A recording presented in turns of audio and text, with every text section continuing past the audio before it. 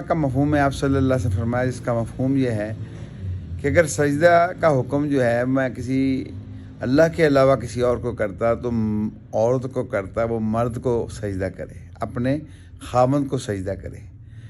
तो मफ़हूम ये हुआ कि आज जो है औरतों की जो ये शादियाँ होती हैं उनको ऐसे शौहर चाहिए होते हैं, चाहे वो पढ़े लिखे ना हो, माल हो, खिलाने वाले हों, उनकी ख्वाहिशों को पूरा करने वाले हों, तो बेचारा सारी उम्र जो है उसमें वो गुजार देता है।